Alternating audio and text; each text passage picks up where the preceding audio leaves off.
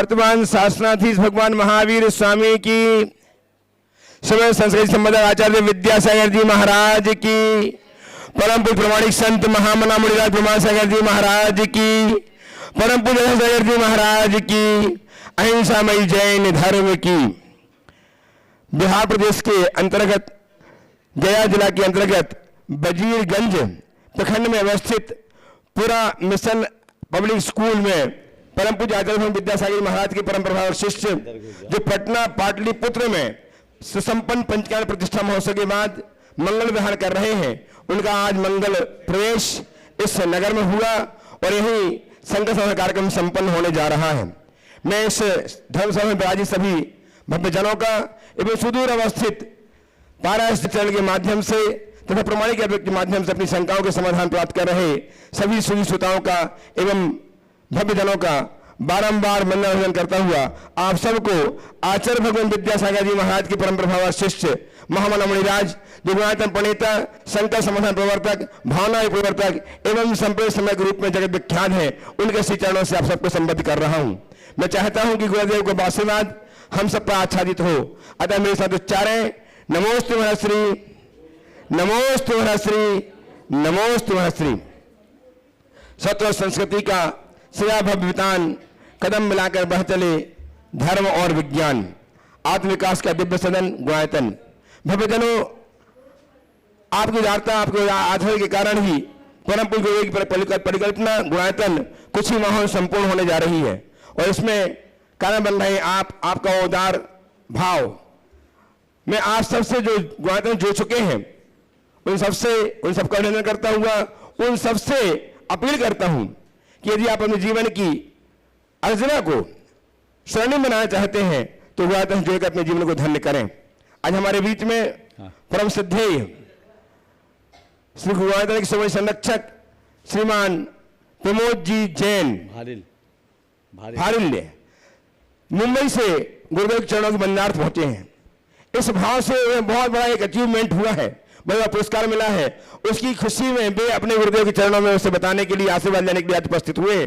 उन्हें मुंबई जगत में, मुंबई शहर में, व्यापार जगत में लाइफ टाइम अचीवमेंट पुरस्कार से नवाजा गया है। मैं निवेदन कर रहा हूं भाई जी से कि आए गुरुदेव चरणों में अभिनंदन करें, आशीर्वाद प्राप्त करें। समाज भूषण के पद से विभूषित किया गया। बहुत बहुत साधुवाद के मार्ग में आमंत्रित कर रहा हूं कि वे आए, गुरुदेव चरणों में अभिनंदन करें, आशीर्वाद प्राप्त करें। सम्मान और इनका सम्मान करने के लिए रामगढ़ से हमारे बीच में श्रीमान साथ में दुपट्टा किशोर जैन रामगढ़ से, जिनके नगर में गुरुदेव के सानिध्य में कसम निकाल लो, गुरुदेव के सानिध्य में। हाँ आइए। 20 से 26 मई तक पंचकन्या प्रतिष्ठा महोत्सव संपन्न होने जा रहा है। ऐसे श्रीमान किशोर जी जैन रामगढ़, श्रीमान भारी जी सम्मान करते हुए आपकी तालियां अभिनंदन करें। और आज हमारे बीच में जिनके स्कूल में यह कार्यक्रम संपन्न होने जा रहा है, चालू करना माइक। प्रमोद जी खड़े रहे आप। प्रमोद जी आइए। अभी प्रमोद जी ने मुझे जानकारी दी, एक अच्छे सक्रिय समाज सेवी व्यक्ति हैं और व्यापार जगत में इन्होंने अपनी एक अलग पहचान बनाई और उनकी इसी पहचान के कारण इन्हें जो अवार्ड इस बार मिला गया। कुल 60 लोगों में 6 ऑल ओवर इंडिया से 6 लोगों को मिला, जिसमें दूसरा स्थान इनका था।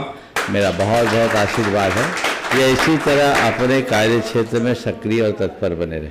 आशीर्वाद। हाँ बोलिए। आज जहां गुरुदेव विराजमान है, इस स्कूल के संचालक एवं स्वामी श्रीमान मिशन पब्लिक स्कूल के संचालक एवं स्वामी श्रीमान कमला प्रसाद सिंह जी विराजमान हैं। वे भी आए, गुरुदेव चरणों का वंदन करें, आशीर्वाद प्राप्त करें। और निवेदन श्रीमान किशोर कुमार जी रामगढ़ से कि वे श्रीमान सिंह सब का सम्मान करके उनके गौरव को संवर्धित करें। आइए। और साथ में है इस स्कूल के शिक्षक श्रीमान राजेंद्र प्रसाद जी, वे भी आए, उनका भी सम्मान करें। श्रीमान किशोर जी रामगढ़, श्रीमान राजेंद्र प्रसाद जी का सम्मान करेंगे श्रीमान सुभाष जी सेठी साहब जो गुणा रामगढ़ से हैं, इनका सम्मान करेंगे। अनिल कुमार जी सिंह एडिशनल SHO वजीरगंज थाना बिहार पुलिस यदि उपस्थित हैं, SHO श्रीमान अनिल कुमार सिंह जी नहीं है, करिए सम्मान करिए हरिप्रसाद जी का, हरिप्रसाद जी सम्मान, हरिप्रसाद जी एवं रामानुज जी भी आ जाएं, गुरुदेव चरणों का अभिवंदन करें, आशीर्वाद प्राप्त करें। रामानुज जी भी आ जाएं, हरिप्रसाद जी भी आ जाएं, आइए साथ में आ जाएं, इनका सम्मान कर दीजिए। इनका बहुत सहयोग आज हमें प्राप्त हुआ है, इनके सहयोग की हम भूरी भूरी प्रशंसा करते हैं और भावना भाते हैं कि इनके भाव ऐसे ही बने रहे। पूरा स्कूल क्या स्कूल का स्टाफ है इसी प्रकार साधुओं की सेवा करने में निरत रहे, इस भाव के साथ इनका सम्मान करके हम हर्षित हो रहे हैं। गुरुदेव, आज के इस कार्यक्रम को मैं ऑनलाइन प्रश्नों के माध्यम से प्रारंभ करना चाह रहा हूं।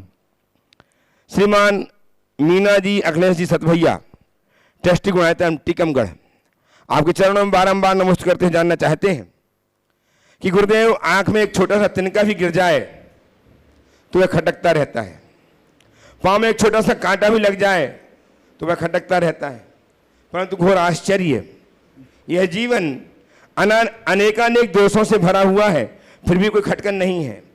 कांटा तो कुछ समय के लिए पीड़ादायी है, जबकि यह दोष तो भव भव तक आत्मा को हैरान और परेशान करने वाले हैं। तो गुरुदेव, एक खटका क्यों उत्पन्न नहीं होता?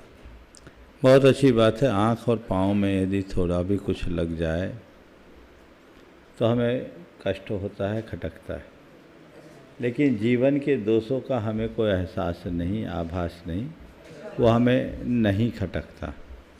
आपने पूछा ऐसा क्यों नहीं होता? ऐसा इसलिए नहीं होता क्योंकि हम आँख में पड़े कचरे को देख लेते हैं और पाँव में घुसे कांटे को पहचान लेते हैं, लेकिन अपने भीतर भरे हुए दोषों की तरफ हमारी दृष्टि ही नहीं तो चुभन कैसे हो? जो अपने अंदर में छिपे हुए दोषों को देखने में समर्थ होता है वही उनका शोधन कर सकता है और वही अपने जीवन के क्रम को आगे बढ़ा सकता है। गुरुदेव, किशनगंज बिहार से रिद्धि जैन आपके चरणों में बारंबार नमोस्तु करते जानना चाहती हैं कि गुरुदेव, धर्म क्या होता है और असल मायने में धर्मात्मा कौन है? क्रिया से धर्म करना और मन में धर्म को बसाए रखना दो अलग अलग बातें हैं।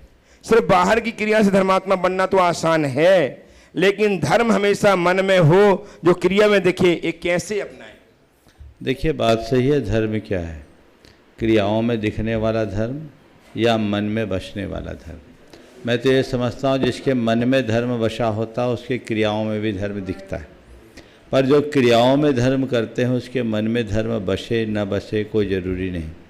तो मैं सभी से ये कहना चाहूँगा, जो पहले उनसे कहूँगा जो धर्म को क्रियाओं में ही कर संतुष्ट हैं, वे इस धर्म को अपने मन में बसाएं, और जिनके मन में धर्म के भाव तो हैं पर क्रियाओं में आलस है तो अपने अंदर के आलस को दूर भगाएं और दोहरे उत्साह के साथ धर्म के प्रति अपना जुड़ाव बनाएं।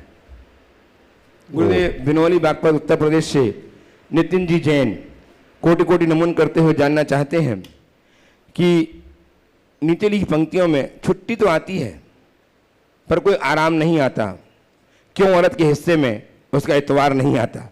गुरुदेव, समाधान कीजिए, औरत के हिस्से में इतवार क्यों नहीं आता? छुट्टी तो आती है, आराम नहीं होता, क्यों औरत के हिस्से में इतवार नहीं आता? मैं तो इससे दूसरे संदर्भ में ये भी कहूँगा कि कहीं औरतें इतवार चाहती भी नहीं, समझ गए? और प्रकृति ने उन्हें महीने में एक साथ 3 दिन की छुट्टी दे रखी है।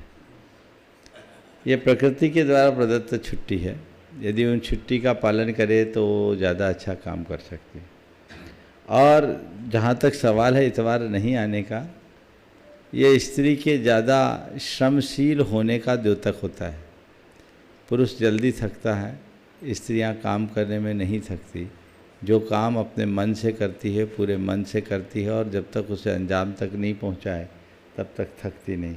शायद इस कारण ऐसी व्यवस्था है। गुरुदेव, नयन जैन बरेली मध्य प्रदेश से आपके चरणों में बारंबार नमोस्त करते जानना चाहते हैं कि गुरुदेव, कर्म हमारा अगला जन्म तय करते हैं, लेकिन अगले जन्म में अच्छा स्वभाव कैसे प्राप्त करें, अपने स्वभाव को अच्छा कैसे बनाया जाए, जो किसी को ठेस ना पहुंचाए और सभी को पसंद देखो, आए। अगला जन्म में हम अच्छा स्वभाव कैसे बनाएं इसकी चिंता बाद में करना, जब अगला जन्म होगा तब देखा जाएगा। इस जन्म को तो सुधारो। जिसका इहलोक नहीं सुधरता उसका परलोक भी नहीं सुधर सकता, जो इहलोक सुधारता उसका ही परलोक सुधारता है। इसलिए वर्तमान का जो जीवन है उसे सुधारो, अपने आचरण अपने व्यवहार को व्यवस्थित करो। अपने आचार विचार और व्यवहार में जो नियंत्रण लेकर के चलते हैं वे ही अपने जीवन का सुधार कर सकते हैं और उनके ही जीवन का उद्धार हो सकता है। आगे गुरुदेव, नमन जैन बुढ़ाना उत्तर प्रदेश से आपके चरणों में नमोस्तु करते हुए जानना चाहते हैं कि आज की इस भाग दौड़ की ज़िंदगी में धन कमाने की होड़ बढ़ती जा रही है। समाज में आज के दिन व्यक्ति की अहमियत इस पर निर्भर करती है कि वो कितना कमाता है, कितने उसके पास संसाधन हैं। गुरुदेव, धन को अगर गौण कर दें तो जीवन का लक्ष्य क्या होना चाहिए? देखिए, धन जीवन के निर्वाह का साधन है, साध्य नहीं। धन कुछ नहीं ये भी गलत है, और धन ही सब कुछ है ये भी गलत है। धन हमारे जीवन का साधन है, साध्य नहीं। धन का जीवन में उतना ही स्थान होना चाहिए जितना कि नाव के संतरण के लिए नदी में पानी के प्रवाह का। पानी के प्रवाह के अभाव में नाव तैर नहीं सकती, लेकिन सदैव इस बात को ध्यान में रखना चाहिए, पानी नाव के नीचे हो, नाव के भीतर नहीं। अगर पानी नाव के नीचे है तब तक कोई खतरा नहीं, यदि वो पानी नाव के भीतर है तो सिवाय खतरे के और कुछ नहीं। आपने पूछा धन के अलावा भी जीवन में और क्या है, तो मैं कहूँगा जीवन में यदि कुछ है तो जीवन धन है, उसे पहचानो। जड़ धन को भूल जाओ। जीवन धन से बड़ा और कोई नहीं। जीवन के लिए धन है, धन के लिए जीवन नहीं। ये पंक्ति अपने हृदय में अंकित कर लो तो जीवन अपने आप व्यवस्थित हो जाएगा। गुरुदेव, इंदौर से महेंद्र जैन पत्रकार आपके चरणों में बारंबार नमोस्त करते जानना चाहते हैं कि गुरुवर, जिंदगी तस्वीर भी है और जिंदगी तकदीर भी है। यदि मन चाहे रंगों से भरी हो तो तस्वीर है, अन्यथा अनचाहे रंगों से भरी जिंदगी तकदीर है। जिंदगी में मनचाहे रंगों से भरने के लिए किस प्रकार का पुरुषार्थ एवं अनचाहे रंगों से जिंदगी को बचाने के लिए किस प्रकार की सावधानी की आवश्यकता होती है, कृपया मार्गदर्शन कीजिएगा। मन चाहे रंगों से भरने के लिए किस प्रकार का पुरुषार्थ और अनचाहे रंगों से ज़िंदगी को बचाने के लिए कैसी सावधानी। बहुत अच्छी बात कही। ज़िंदगी तस्वीर भी है और ज़िंदगी तकदीर भी है। बात इतनी है, मन चाहे रंगों को जीवन में भरना चाहते हो तो मैं तो कहता हूँ रंग चाहे कोई हो, अगर हमारे हाथ संयत हैं तो हर रंग से सुंदर तस्वीर बन सकती है। काले रंग को अच्छा नहीं माना जाता, पर किसी चितेरे के हाथ में आया काला रंग भी किसी की खूबसूरती का आधार बन जाता है। तो रंग की तरफ नहीं, अपने तरंग की तरफ हमारी दृष्टि होनी चाहिए। रंग चाहे जो हो, हम अपने जीवन में संयम रखें। संयम रखेंगे तो जीवन में अनचाहे रंग से भी मनचाही तस्वीर बन जाएगी। और जीवन में अगर असंयम है तो मन चाहे रंग भी जीवन की तस्वीर को बिगाड़ देगी। अपने जीवन में यदि हम कुछ पाना चाहते हैं, 4 सूत्र दे रहा हूँ: संयम, संतोष, समता और सकारात्मकता। ये चारों बातें अगर जीवन में आए तो अनचाहे रंग भी मन चाहे तस्वीर बनाएंगे, और फिर कुछ अनचाहा हो भी जाएगा तो मन उसे चाहने लगेगा और जीवन का क्रम आगे बढ़ेगा। गुरुदेव, हजारीबाग से हीरा जी बजात्या आपके चरणों में नमोस्तु निवेदित करते हुए जानना चाहती हैं कि गुरुदेव, हथेली तब भी छोटी थी, हथेली अब भी छोटी है। पहले खुशियां बटोरने में चीज़ें छूट जाती थीं, अब चीज़ें बटोरने में खुशियां छूट जाती हैं। हम अपनी हथेली में खुशियां किस प्रकार बटोरें? बात सीधी बात है, जो खुशियां बटोरना चाहता है उसे चीज़ें छोड़नी होगी, और जो चीज़ें बटोरेगा उसे खुशियां खोनी होगी। ये तो जन्मजात सिद्धांत है और ऐसा होता आया है, हमेशा से होता आ रहा है। इसलिए इसके प्रति हमें बहुत गंभीर सजग और सावधान होकर के जीने की आवश्यकता है, अपेक्षा है। तो हम खुशियों को बटोरने का प्रयास करें, चीज़ों का मोह छोड़ें। चीज़ें तो अल्पकालिक सुख देती हैं, लेकिन हम अपने अंदर संतुष्टि जगा लेते हैं तो हमारे जीवन में दीर्घकालिक आनंद देगी। गुरुदेव, गाजियाबाद उत्तर प्रदेश से दीपक जी जैन एक अद्भुत प्रश्न कर रहे हैं कि मेरे सपने में अक्सर महाराज, साधु, माता जी दिखती हैं और आशीर्वाद देते हुए दिखते हैं, बस कुछ कहते नहीं। हर बार अलग महाराज दिखते हैं और आशीर्वाद देते हैं। उस स्वप्न का क्या मतलब समझूं गुरुदेव? यही मतलब समझ लो कि तुम महाराजों के पास जाने का सोचते, पहुंच नहीं पाते, इसलिए महाराज तुम्हें सपने में आ जाते हैं। अब जाना शुरू कर दो तो दोनों काम हो जाएगा। अशोक जी गांधी, सपने सपने हैं, सपनों का कोई ऐसा अर्थ नहीं होता। जो हम सोचते हैं, जिनके बारे में विचार करते हैं, उनका हमारे अवचेतन मन में संस्कार पड़ता है, वही स्वप्न के रूप में प्रकट होते रहते हैं। इसे एक संयोग मानना चाहिए। 16 अहमदाबाद गुजरात से गुरुदेव अशोक गांधी नमोस्तु अर्पित करते हुए जानना चाहते हैं कि महाराज जी, देखने में आया है कि सपने अपलोड तो तुरंत हो जाते हैं, देखो सपने वाला प्रश्न, लेकिन डाउनलोड करने में जिंदगी पूरी निकल जाती है। महाराज श्री, मेरी जिज्ञासा है कि सपने को साकार कैसे करें? बहुत अच्छा है। यहाँ दूसरे सपने की बात है। सपने अपलोड तुरंत हो जाते हैं, लेकिन डाउनलोड करने में ज़िंदगी निकल जाती है। ये सपना वो नहीं जो हम रात में देखते हैं, ये सपना वो है जो हम जीते जी देखते हैं। मनुष्य को सपना देखना चाहिए, स्वप्न दृष्टा होना चाहिए, लेकिन दुस्वप्न नहीं, स्वप्न देखे। अपनी ज़मीनी हकीकत को समझते हुए जो व्यक्ति स्वप्न का सृजन करते हैं, वे उसमें लगननिष्ठ समर्पित होकर के काम करते हैं तो अपने सपनों को साकार करते हैं। ध्यान रखना है, सपने उनके साकार नहीं होते हैं जो सोते हैं, अपितु सपने उनके साकार होते हैं जो नींद खोते हैं। शायद अब्दुल कलाम जी का ये वाक्य है।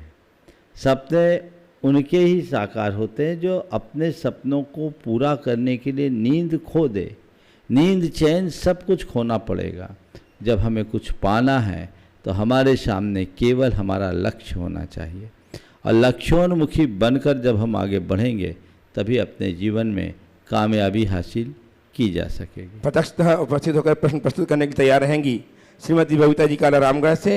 महाराज जी, अंतिम ऑनलाइन प्रश्न प्रवीण जी सिंघई, गढ़ाकोटा जिला सागर। आपके चरणों में सपरिवार नमोस्तु अर्पित करते हुए जानना चाहते हैं कि गुरुदेव, कहा जाता है कि जीवन की त्रासदी यह नहीं है कि हम अपने लक्ष्य तक नहीं पहुंच पाए, त्रासदी तो पहुंचने के लिए लक्ष्य ही ना होने में है। तो हे गुरुवर, हम अपना जीवन सफल बना पावे, इसके लिए किस प्रकार लक्ष्यों का निर्धारण करना चाहिए? देखिए, लक्ष्य विहीन जीवन निरर्थक जीवन है, वो पशुओं की तरह। हर मनुष्य के जीवन का कोई एक लक्ष्य होना चाहिए, और लक्ष्य भी ठोस होना चाहिए, और वह वही कर पाता है जो अपने जीवन के प्रति गंभीर होता है। प्रायः लोग उद्देश्य विहीन जीवन जीते हैं। अपने जीवन के उद्देश्यों को पहचानें और उद्देश्य से जुड़ कर के उसकी पूर्ति करने के लिए हम प्रयत्नशील बने, तभी अपने जीवन के चरम लक्ष्य को हासिल किया जा सकेगा। उपस्थित हो श्रीमती बबीता जी काला रामगढ़ कैंट से, और तैयार हैं श्रीमान देवेंद्र कुमार जी उषा जी अजमेरा, ट्रस्टी गुणायतन गया। गुरुवर के चरणों में बारंबार नमोस्तु नमोस्तु नमोस्तु। गुरु, आजकल हम बच्चे लोग को बाहर पढ़ने के लिए भेजते हैं, तो हम लोग घर में तो उन्हें बहुत अच्छा संस्कार देते हैं, धर्म के बारे में भी सब कुछ बताते हैं, लेकिन बाहर वो इतना कर नहीं पाते हैं। उनके पास इतना समय ही नहीं रहता है कि वो अपना धर्म और मतलब पढ़ाई दोनों कर सके। तो इसके लिए हम लोग क्या करें? देखिए, ये तो आज अक्सर ये सवाल आता है, अनेक बार मैंने इसमें मार्गदर्शन भी दिया है। बाहर भेजना आज एक अनिवार्यता है, भेजते हैं, भेजिए। उनको संस्कार देने के साथ साथ उनकी संगति का भी ध्यान रखें। बच्चों को बाहर भेजने से पूर्व संकल्पित करना चाहिए। गुरुओं के सामने उनके जीवन की सीमा रेखा सुनिश्चित करनी चाहिए, और समय समय पर बच्चों को उन लक्ष्मण रेखा का एहसास कराते रहना चाहिए। यदि बच्चों को चीज़ें ठीक तरीके से समझा दी जाए तो बाहर जाके भटकते नहीं। वहाँ वो धर्म न करे, कोई चिंता नहीं, बस एक ही सलाह उन्हें देना, बेटा अधर्म से बचे रहना, तेरा यही सबसे बड़ा धर्म। नमोस्तु गुरु, नमोस्तु गुरु। उपस्थित हो श्रीमान देवेंद्र कुमार जी उषा जी अजमेरा, ट्रस्टी गुणायतन गया से। तैयार रहें श्रीमान विशाल जी पांडे, शिक्षक मिशन स्कूल पब्लिक स्कूल पुरा। ओ मुनिद्वय के चरणों में त्रिकाल नमोस्तु नमोस्तु नमोस्तु। गुरुवर, जानने में आया है सम्यक दर्शन ज्ञान चारित्राणी मोक्ष मार्ग। सम्यक्त्व और चारित्र का आपस में घनिष्ठ संबंध है, पर सम्यक्त्व की प्राप्ति देव के अधीन है और चारित्र पुरुषार्थ के अधीन। यह किस अपेक्षा से कहा गया है? देखिए, सम्यक की प्राप्ति देवाधीन और चारित्र पुरुषार्थ के अधीन, ऐसा जो कहा गया, जिनके भी द्वारा कहा गया, उसके पीछे के प्रयोजन को देखिए। हमारे हाथ में क्रिया है, भाव नहीं। बात को थोड़ा गहराई से समझिए। कई बार श्रेष्ठतम क्रिया करने वाले लोग भी अपने आत्मा में छिपे हुए सूक्ष्म भावों को नहीं बदल पाते। शास्त्र की भाषा में यदि मैं कहूँ तो हमारे शास्त्रों में ऐसा आता है कि ऐसे कुछ अभव्य मुनि होते हैं जो परम क्षमता के धनी होते हैं, लेकिन उनके हृदय में ऐसा सूक्ष्म मिथ्या संस्कार जमा होता है जो उन्हें उनका धर्म भोग के निमित्त कराता है, जिसका उन्हें भी पता नहीं। धम्मम भोग निमित्तम नदुतस्य कम्मक्षय निमित्तम। उनके सानिध्य में आने वाले लोग तर रहे हैं और वे जहाँ के तहाँ खड़े हैं। अब इसमें उनका कोई पुरुषार्थ हो भी नहीं सकता, क्योंकि उनका भवितव्य ही यही है। तो इसलिए कहा जा सकता है कि मेरे भीतर के कर्मों की स्थिति को पूरी तरह बदल देना मेरे हाथ में नहीं है, पर मैं अपनी क्रिया को बदलकर कर्मों को जरूर बदल सकता हूँ।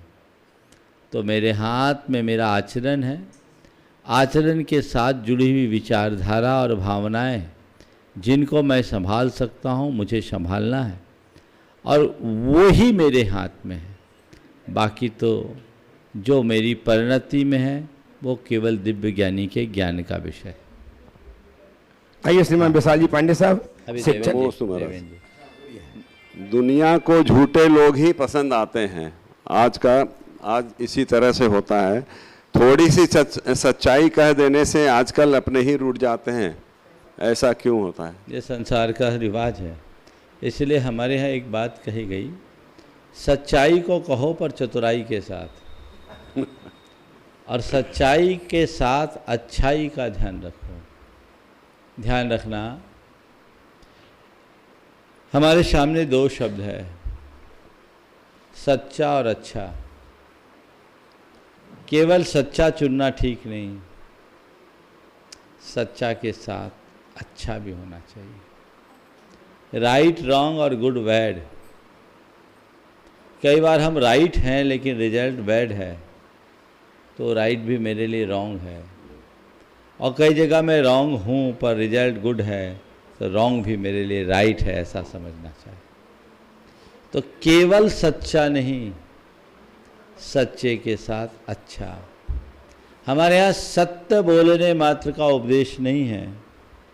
हमारे यहाँ कहा गया सत्यम ब्रूयात् प्रियम ब्रूयात्। सच बोलो, सच बोलने के साथ प्रिय भी बोलो।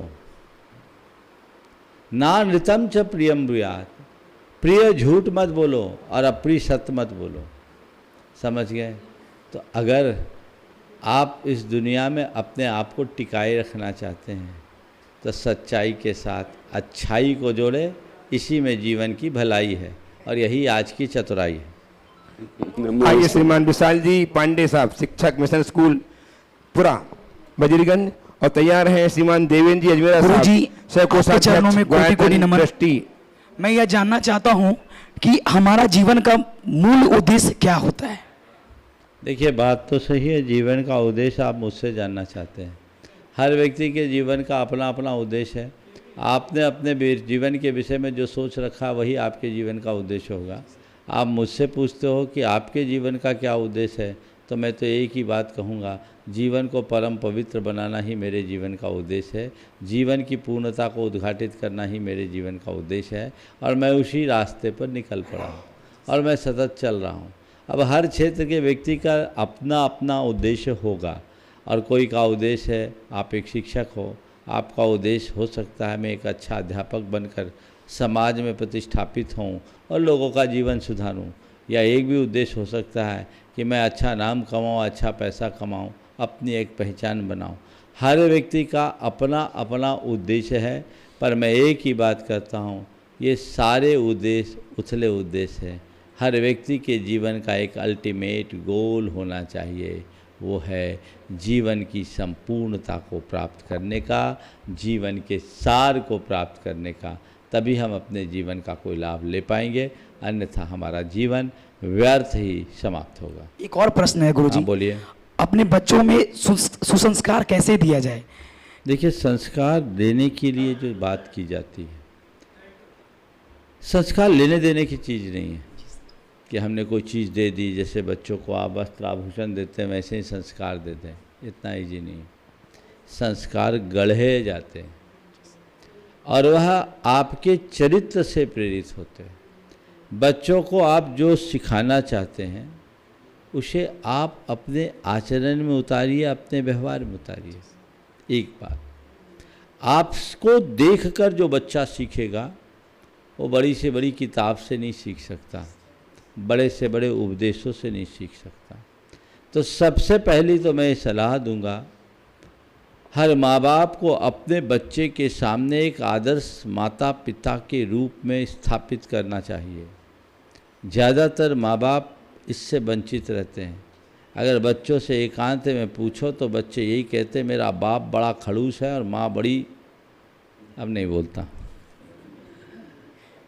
तो ये जो शब्द है ये नहीं निकलना चाहिए। बच्चों के हृदय से ये उद्गार निकले कि इस धरती पर मेरे माँ बाप से श्रेष्ठ कोई इंसान नहीं, समझ लेना तुमने अपने बच्चों को अच्छे संस्कार दे दिए। गुरुजी कोटि कोटि नमन। वो होना चाहिए और फिर धीरे धीरे उन्हें मोटिवेट करें, औचित्य का बोध कराएं, जीवन की मर्यादा का भान कराएं, पाप भीरुता उनके हृदय में जगाएं, संवेदनशील उनके हृदय को बनाएं, तो फिर उन्हें ज़्यादा कुछ कहने की आवश्यकता और अपेक्षा नहीं होगी। बच्चे वे सब खुद करेंगे जो हम उनमें देखना चाहते हैं। केंद्र के ट्रस्टी एवं सहकोषाध्यक्ष श्रीमान देवेंद्र अजमेर साहब गया से तैयार रहें। मिशन पब्लिक स्कूल के संचालक एवं स्वामी श्रीमान कमला प्रसाद सिंह जी। नमोस्तु महाराज जी, तो मुनराजों को नमोस्तु नमोस्तु नमोस्तु। महाराज जी, बचपन में पैसा है, समय है, शक्ति है, पैसा नहीं है। जवानी में पैसा है, समय है, शक्ति नहीं, शक्ति है, समय नहीं है। और बुढ़ापे में पैसा है, शक्ति नहीं है, समय है। शक्ति को कैसे बचा कर रखें बुढ़ापे में?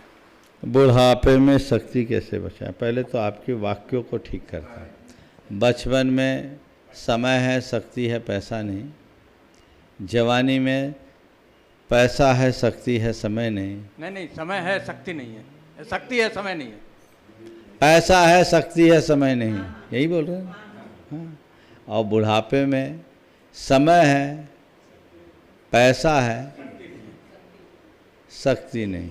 तो बुढ़ापे और जवाने में थोड़ा सा अंतर है। तो एक के पास पैसा नहीं, एक के पास समय नहीं और एक के पास शक्ति नहीं। आपने पूछा है बुढ़ापे में हम क्या करें, तो मैं एक ही बात कहता हूँ, अपने बचपन के समय और शक्ति का सदुपयोग करो ताकि जवानी में पैसा कमाने के साथ साथ अपने लिए समय दे सको। और जब जवानी में अपने आप के लिए आप समय दे सकोगे तो बुढ़ापे में शक्ति की कमी का एहसास नहीं होगा। मैं एक वाक्य कहता हूँ, अगर आप अपने बुढ़ापे को सुधारना चाहते हो, ये आपके लिए तो लागू नहीं होगा पर आपके बेटों के लिए मैं ये कह रहा हूँ, अगर बुढ़ापा सुधारना चाहते हो तो जवानी को संवार लो। जवानी में जो संयत होता है वो बुढ़ापे में निढाल नहीं हो सकता, वो निहाल होगा। जो व्यक्ति जवानी के दिनों में अपने आप में संयम और संतुलन घटित कर लेता है वो बुढ़ापे में भी जवान बना रहता है। वो शरीर से, शक्ति से, मन से समर्थ होता है। अब रहा सवाल आप जैसे लोग जो चौथेपन के चौथे चरण में पहुंच गए हैं।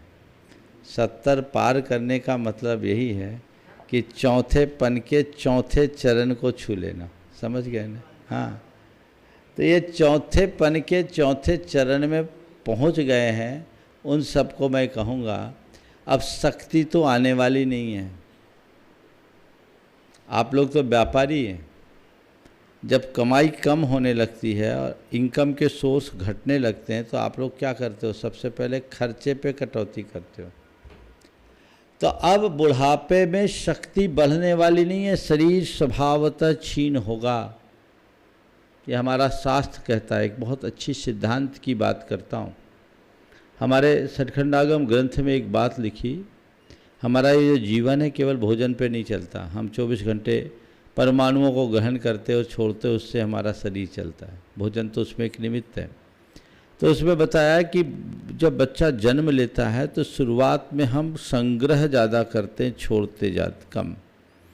इसको शास्त्र की भाषा में एक है संघातन, दूसरा है परिशातन। संघातन यानी कलेक्शन और परिशासन यानी डिस्ट्रैक्शन। तो प्रारंभ में हम जो होता है संग्रह अधिक करते हैं, छोड़ते कम हैं। फिर एक अवस्था आने के बाद हम संग्रह और छोड़ना दोनों बराबर रखते हैं। फिर तीसरी अवस्था को पार करने के बाद जब चौथेपन में आते हैं, प्रौढ़ावस्था के बाद, तो परिशातन अधिक यानी डिस्ट्रैक्शन अधिक, कलेक्शन कम। आप लोग उस अवस्था में, बचपन में बहुत तेज़ी से शरीर का ग्रोथ होता है। क्यों होता है? क्योंकि वो कलेक्शन की पावर उसके पास ज़्यादा है और उसका अपव्यय कम हो रहा है, यानी आमदनी अच्छी है, खर्चा कम। यौवन अवस्था तक ये तेज़ी से चलता है। जवानी से प्रौढ़ावस्था के बीच व्यक्ति के शरीर में लगभग एक रूपता सी बनी रहती है। ये जितनी आमदनी उतना खर्च, बैलेंस। फिर एक अवस्था पार करने के बाद आप कितना भी अप टू डेट हो, चेहरे पर शिकन आ ही जाती है, शरीर में थकान आ ही जाती है। क्योंकि ये वो अवस्था है जिसमें आपकी आमदनी घटने वाली है, अब बढ़ेगी नहीं। तो आपने बोला बुढ़ापे में शक्ति कैसे पाए? शक्ति आएगी नहीं। शक्ति को व्यर्थ न खपाएं, उससे बचे। व्यर्थ के कार्यों में शक्ति के अपव्यय से बच लीजिए, आपका काम होगा। क्या करें? टेंशन फ्री रहिए। व्यापार, दुकानदारी, घर गृहस्थी, इनमें माथापच्ची बंद करो। इसमें अपना दिमाग बहुत खपता है। अब लोग 80-80, 90-90 साल तक अकाउंट नहीं छोड़ना चाहते, उसी में ही लगे रहते हैं, माइंड को टेंशन देते हैं। तो उस टेंशन के परिणाम स्वरूप क्या होगा? चीज़ें तो, शरीर तो ऐसी छीन होगा। तो अगर आप चाहते हैं कि मेरा अंत पैरालाइज होकर ना हो, मेरा अंत ब्रेन स्ट्रोक से ना हो, मेरा अंत अन्य प्रकार की ऐसी स्थिति में ना हो कि मुझे अस्पताल में जाना पड़े, मैं भगवान का नाम जपते हुए इस दुनिया से विदा लूँ, तो दायित्व पूर्ण होते ही वनवान प्रस्थी बनना शुरू करो। अपने अंदर अपने मन को तनाव मुक्त रखो, चिंता मुक्त रखो, विकल्प मुक्त रखो, शक्ति का अपव्यय नहीं होगा। चिंता, तनाव और विकल्पों में हमारी एनर्जी वेस्ट होती है। शारीरिक श्रम से हमारा उतना नुकसान नहीं जितना कि मानसिक तनाव से होता है। तो उससे आप अपने आप को बचाओ, सत्संग और साधु संगति में रहो, आपकी शक्ति सुरक्षित रहेगी और जीवन आगे बढ़ेगा। दूसरे वाक्य में कहता हूँ, बचपन ज्ञानार्जन के लिए, जवानी धनार्जन के लिए, बुढ़ापा केवल पुण्यार्जन के लिए सुरक्षित कर लो, शक्ति अपने आप ठीक हो जाएगी। उपस्थित हो श्रीमान कमल प्रसाद सिंह जी, मिशन स्कूल के संचालक स्वामी, और तैयार हैं श्रीमान नरेंद्र जी प्रतिभाई टोंगिया, साकेत भोपाल से ट्रस्टी गुणायतन। गतिशील करो कदमों को, मंजिल पास नहीं है, काल चक्र गतिमान किसी का दास नहीं है। इसमें जो दर्शन छिपा हुआ है, मैं इसकी व्याख्या चाहता हूँ। बहुत अच्छी बात है। हम तो रोज़ यही बात कहते हैं, गतिशील करो कदमों को, मंजिल पास नहीं है काल चक्र गतिमान, किसी का दास नहीं है। इसके बाद जो प्रेरणा है वो आगे की पंक्तियों में है और उसी में इसका दर्शन है। जीवन की हर सांसों को सार्थक कर डालो तुम, क्योंकि सांसों का पल भर का भी विश्वास नहीं है। बस यही प्रेरणा है जिस कवि ने ये पंक्ति लिखी है, बहुत बड़ी प्रेरणा है कि हमारे पास समय कम है, काम बहुत ज़्यादा है और जीवन का कोई ठिकाना नहीं। इसलिए जो कुछ करना है समय रहते कर लो, अपनी चेतना को जगाओ। कहीं ऐसा ना हो कि हम सोचते ही रह जाएं और अवसर हमारे हाथ से निकल जाए। ये जीवन बहुत दुर्लभ है। रोज़ आप सोते हो, कई लोग ऐसे हैं जो सोते सोते ही इस दुनिया से चले जाते हैं, सुबह उठ कर के सूरज भी नहीं देख पाते। अपने आप को भाग्यशाली माने कि हम रोज़ जीवन का एक नया दिन देख रहे हैं। तो जीवन का एक नया दिन देख रहे हैं, हमें आगे बढ़ना है और अपने जीवन को आगे बढ़ाना है। ये ध्यान में रख कर अगर हम चलते हैं तो निश्चित अपने जीवन को उपलब्धियों के मुकाम तक पहुंचा सकते हैं। उपस्थित होंगे गायत्री ट्रस्टी श्रीमान नरेंद्र जी प्रतिभाई टोंगिया साहब भोपाल, साकेत भोपाल से। तैयार हैं मुंबई से गायत्री श्रोमणी संरक्षक श्रीमान प्रमोद जी भारिल, जो बहुत बड़ा अचीवमेंट प्राप्त करके आज गुरुदेव के चरणों में उपस्थित हैं। प्रमोद जी भारिल जी मुंबई। द्वयमणि राजों के चरणों में मेरा व मेरे परिवार का बारंबार नमोस्तु नमोस्तु नमोस्तु महाराज जी। महाराज जी, आजकल व्हाट्सएप में एक मैसेज बहुत चल रहा है कि किसी भी ग्राम नगर में उपस्थित होने वाली संख्या का स्वरूप बताया जा रहा है। अभिषेक में 2%, प्रवचन में 15%, पूजन में 10%, दर्शन करने वालों में 25%, सांस्कृतिक कार्यक्रम में 50%, शोभा यात्रा में 70% और भोजन में 90 से 95%। तो महाराज जी जो व्हाट्सएप में आ रहा है मैं बता रही हूँ, और ये हम लोगों को सही भी लग रहा है कि सही में ऐसा होता है। तो लोगों को धर्म के मार्ग से च्युत होता देख करके तो उसका तिरस्कार करना बहुत ही आसान है, परंतु ऐसा कार्य कभी भी हृदय परिवर्तन का कारण नहीं बन सकता। तो महाराज जी, हम ऐसा क्या करें कि धर्म वात्सल्य यानी प्राणी मात्र कल्याण की भावना को किसी भी प्रकार से एक सप्तवैष्णी को धर्म के मार्ग पर स्थित कर सकें। देखिए, जो ये विश्लेषण है ना, जिन्होंने भी विश्लेषण किया है वो एकांगी विश्लेषण।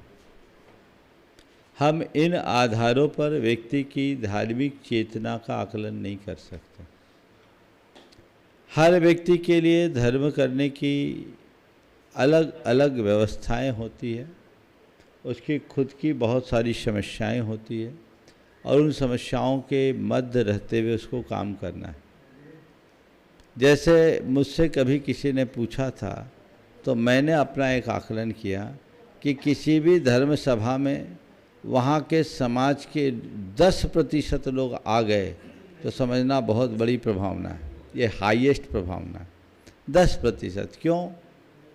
क्योंकि जितने लोग हैं कुल, उनमें से बहुतों की अलग अलग व्यस्तता है।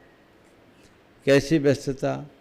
कुछ लेट उठने वाले हैं, कुछ परदेश गमन वाले हैं, कुछ पढ़ने लिखने जाने वाले हैं, कई ऐसे हैं जिनको सुबह से उनकी दिनचर्या उल्टी होती है, बच्चों को स्कूल भेजना है, ऑफिस जाने की तैयारी करनी है, किन्हीं को एक गांव से दूसरे गांव जाना है, वो प्रवचन के टाइम में नहीं आ सकता।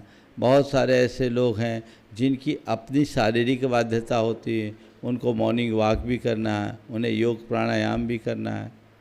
तो ऐसे लोग जो नियमित नहीं आ पा रहे हैं, उन्हें अधर्मी करार देना मुझे ज़्यादती दिखती है। वो आ नहीं आ रहे, ऐसी बात नहीं है, आ नहीं पा रहे हैं। महानगरों में लोगों का घर से ऑफिस का दूरी बहुत होती है और मेरे संपर्क में बहुत से ऐसे लोग हैं जो नियमित प्रवचन सुनते हैं पर आते नहीं हैं। ऑनलाइन सुन लेते हैं, ट्रैवल करते समय सुन लेते हैं, मॉर्निंग वॉक करते समय सुन लेते हैं। जहाँ चाह वहाँ रहा, मैं उस व्यक्ति को विशुद्ध धर्मी की संज्ञा दूंगा, अधर्मी नहीं। उसकी व्यस्तता है। एक स्थान में था, सुबह 6 बजे उनको ट्रेन में बैठना है और रात के 8 बजे लौट कर आना है। डोली का काम है, विदिशा से भोपाल जाना होता था, उन लोगों को नौकरी करनी है और 6 बजे सुबह ट्रेन आती थी, जाते थे, रात के 8 बजे आते थे। अब ऐसे व्यक्ति से कहा जाए कि रात में खाता अधर्मी है, मैंने कहा ये कहना गलत है, ये इसकी मजबूरी है, ये खाता नहीं, खाना पड़ता है। पर ऐसे लोगों से मैंने एक ही बात कहा, देख 6 दिन तेरी मजबूरी है, संडे के दिन तू स्वतंत्र है, उस दिन तू अपना कोर्स पूरा कर लो। तो ये चीज़ें हैं। तो धर्म हर व्यक्ति की एक व्यक्तिगत साधना है और उसी साधना के अनुरूप लोगों को धर्म की क्रिया करनी चाहिए। हमारी धार्मिक क्रियाओं के तरीके में फेरबदल हो जाए चलेगा, निष्ठा जीवंत होनी चाहिए। अगर निष्ठा खंडित हो जाए तो कोई मतलब नहीं। मैं उन लोगों को अच्छा मानता हूँ जो निष्ठावान हैं, उन लोगों को नहीं जो केवल दिखावा करते हैं। बहुत से लोग तो ऐसे भी हैं जो मंदिर जाते हैं दर्शन देने के लिए, करने के लिए नहीं, देने के लिए। तो ये चीज़ें हैं, इनसे अपने आप को बचा के रखना चाहिए। अतः नज़रिया बदलिए। जो चीज़ें हैं बताई गई, आपने कहा भोजन में 95%, तो आपने आमंत्रित किया है। भोजन शरीर की एक अनिवार्य क्रिया है, प्रवचन नहीं है, इसलिए भोजन का अवसर लोग क्यों छोड़े, है ना। तो मिल ही रहा है। लेकिन फिर भी मैं एक संदेश सबको दूंगा, हर व्यक्ति को अपनी प्राथमिकता बदलनी चाहिए। केवल दुनियादारी में ही उलझ जाने वाले लोग अपने जीवन में कुछ नहीं कर पाएंगे। जब तक धर्म आपके जीवन में सर्वोच्च प्राथमिकता का स्थान नहीं लेगा, जीवन नहीं तरेगा। उपस्थित होगा आदरणीय समूह संरक्षक श्रीमान प्रमोद जी हरित साहब मुंबई, और तैयार हैं श्रीमती चंद्रिका जी पाटनी, सुश्राविका रांची, ट्रस्टी गुणायतन, मंत्री गुणायतन। दोनों गुरुवरों को मेरा दोनों गुरुवरों को मेरा त्रिवार नमोस्तु नमोस्तु नमोस्तु।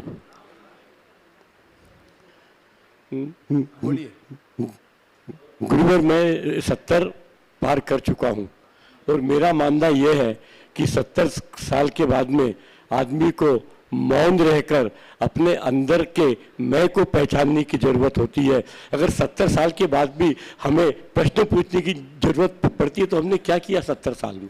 ये सवाल तो आपको अपने आप से पूछना चाहिए, मुझसे क्या पूछ रहे हैं।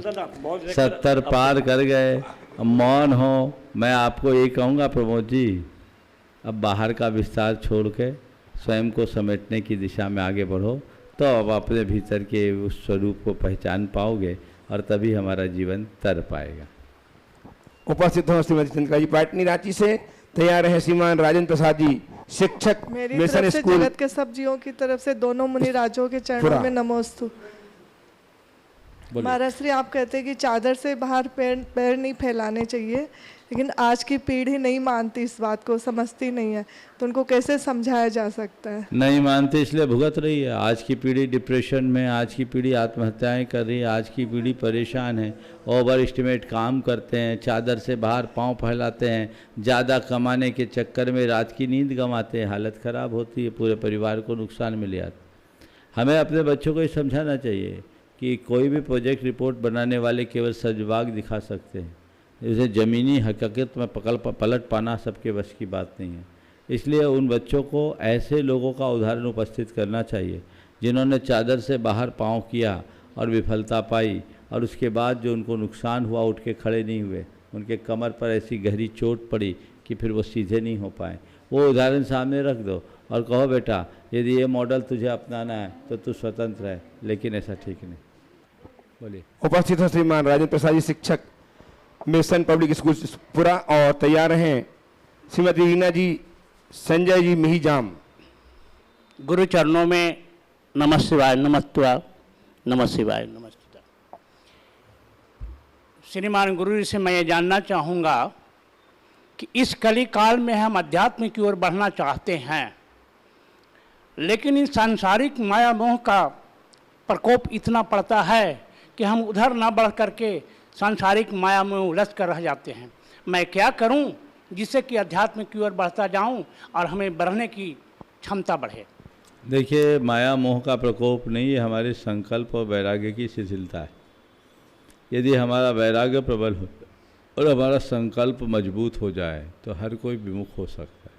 आज भी इस धरती पर अनेक साधक हैं, चाहे वो गृहस्थ हो या सन्यासी, माया मोह से मुक्त होकर प्रभु आराधना में लीन है, आत्म आराधना में लीन है, आत्म साधना में लीन है।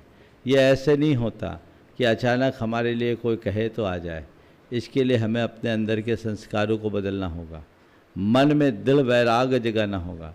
वैराग्य को जगाने के लिए हमें संसार, शरीर और भोगों की असारता का विचार करना हो और मन में वज्र संकल्प चाहिए कि अब मुझे मुड़ना है तो मुड़ना ही है। मैंने जान लिया मायामोह धोखा है, तो अब उधर देखना नहीं, आगे बढ़ना है। ये संकल्प जब तक प्रबल नहीं होता तब तक जीवन का पथ प्रशस्त नहीं होता। धन्यवाद गुरुजी महाराज। उपस्थित हो श्रीमती रीना जी और तैयार हैं श्रीमान हरीफ Kumar ji, mission public school पुरा, बजीरगंज। द्वय मुनराजों के चरणों में बारंबार नमोस्तु नमोस्तु नमोस्तु। महाराज श्री, मेरा प्रश्न है, सूरवीर एक विपत्ति से कैसे लड़ता है और कायर भी विपत्ति से कैसे लड़ता है? तो महाराज जी, इन दोनों हालतों में सूरवीर और कायर अपनी क्षमता को कैसे धारण करें? सूरवीर अपनी विपत्ति से कैसे लड़ता और कायर अपनी विपत्ति से कैसे लड़ता? पहले तो इन दोनों के लिए दो उदाहरण रख देता हूँ और दो प्राणी मेरे आंखों में झूल रहे।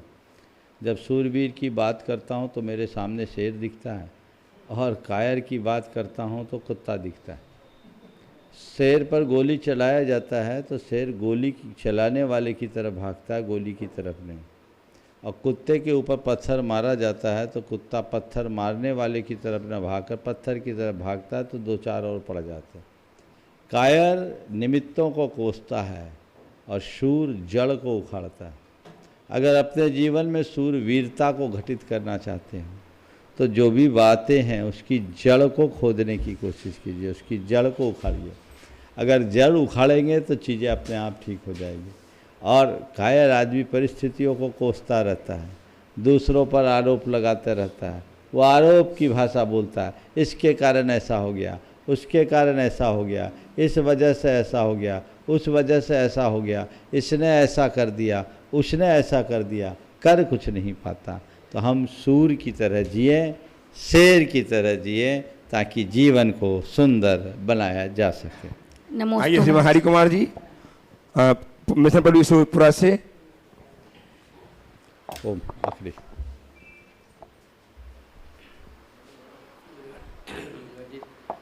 मैं आपके चरणों में सत बार प्रणाम करता हूँ। बोलिए बोलिए बोलिए। आज की परिस्थिति में दूसरों के सुख देखकर दूसरा दुखी क्यों है? यही संसार है, लोग दूसरों के दुख में दुखी कम, सुख में दुखी ज़्यादा होते हैं। वो परगुण असहिष्णुता, मन में पलने वाली ईर्ष्या, एक दूसरे के साथ बढ़ने वाली प्रतिस्पर्धा की भावना और अहमन्यतापूर्ण विचारधारा का परिणाम। यदि व्यक्ति परगुण सहिष्णु हो जाए, ईर्ष्या भाव से मुक्त हो जाए, एक दूसरे की प्रगति को सहने की सामर्थ्य अपने भीतर विकसित कर ले और अहमन्यता को गौण कर दे, तो उस व्यक्ति का हृदय संवेदनशील होगा, दूसरे के सुख में खुश होगा और दूसरों के दुख में दुखी होगा। और न केवल दुखी होगा, उसके दुख को दूर करने के लिए उत्साहित भी होगा। आज लोग दूसरों के सुख को देख के जलते हैं क्योंकि उनके अंदर विकृतियां भरी पड़ी है। ये विकृति जब दूर होगी, जीवन का पथ तभी प्रशस्त होगा और तभी हम अपने जीवन में कुछ अच्छा घटित कर सकेंगे। इस प्रकार आज के इस सत्र को परम पूज्य गुरुदेव के चरणों में नमन अर्पित करते हुए यहीं पर विराम दे रहे हैं। बोलिए परम पूज्य आचार्य गुरुवर श्री विद्यासागर जी महाराज जी की ओम।